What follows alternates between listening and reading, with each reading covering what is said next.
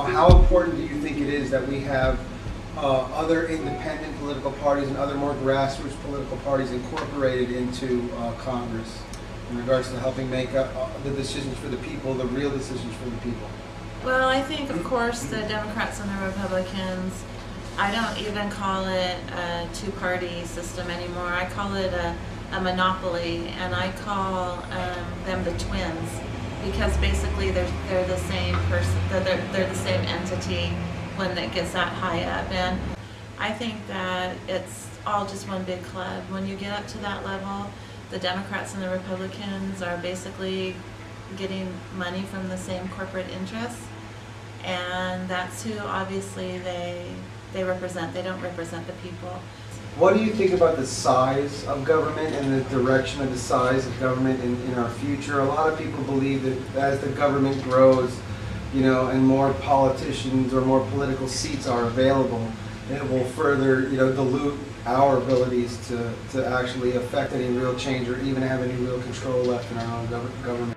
Well, I think the federal government is way too bloated and it's way too powerful over our everyday lives. The federal government has its claws or tentacles in every part of our everyday life.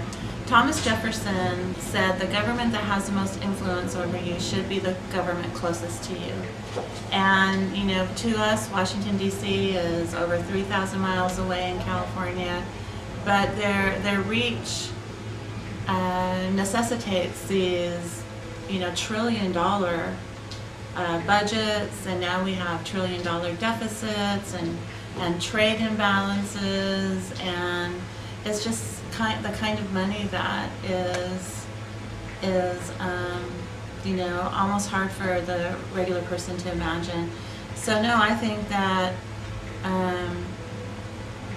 a looser federation where states and your city governments have more, I don't want to say control over you, because I don't want anybody to have control over me, but they have, more sway to the way things are. Well, exactly. Like here in California, we passed medicinal cannabis laws, where if a physician prescribes cannabis for anything from AIDS or cancer or depression, post-traumatic stress disorder, it's a prescription. It's a prescribed drug. But the federal government is raiding our dispensaries, and the physicians are getting in trouble. Well, our state has the right to pass those laws.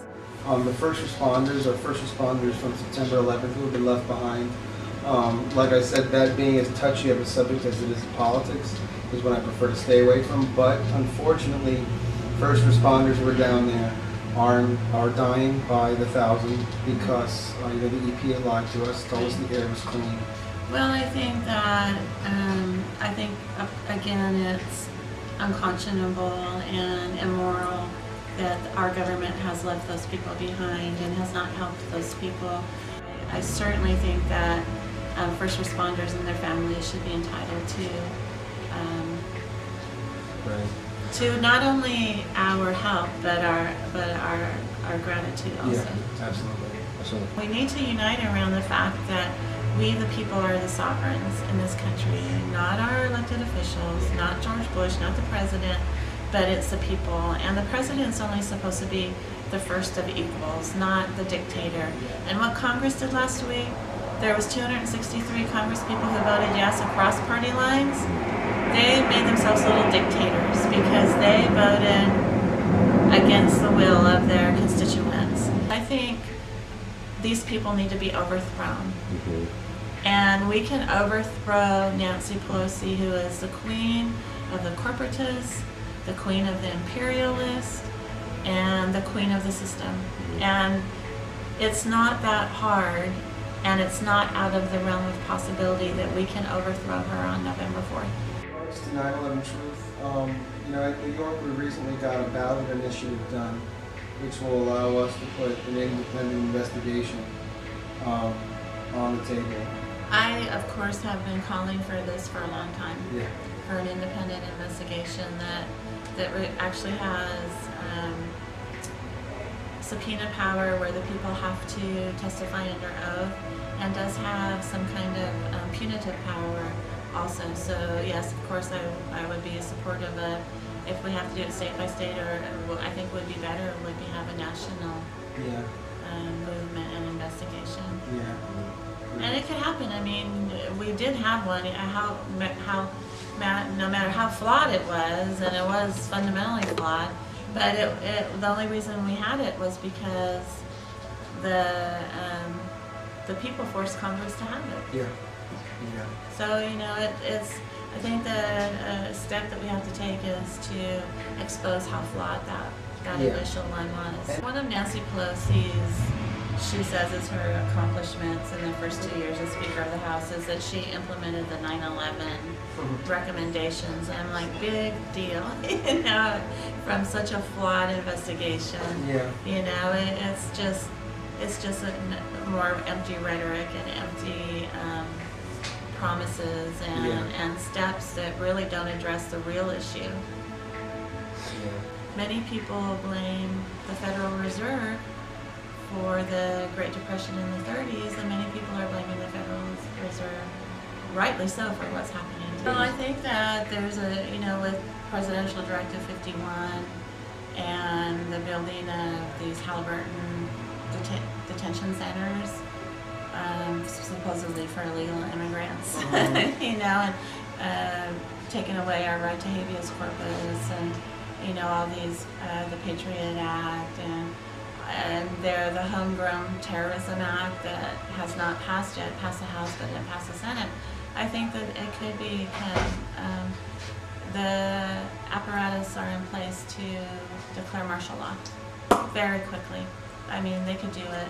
They could do it, and They could just do it like that. 5 minutes from now. Absolutely. And they're absolutely ready to. Yeah, and that's these planes flying. Yeah. I don't want to be alarmist. I don't want to be a conspiracy theorist, but I think that we need to fear this government because they've shown that they're capable of anything. And I've never called for armed revolution, but I think that everybody has the right to protect their property and protect themselves.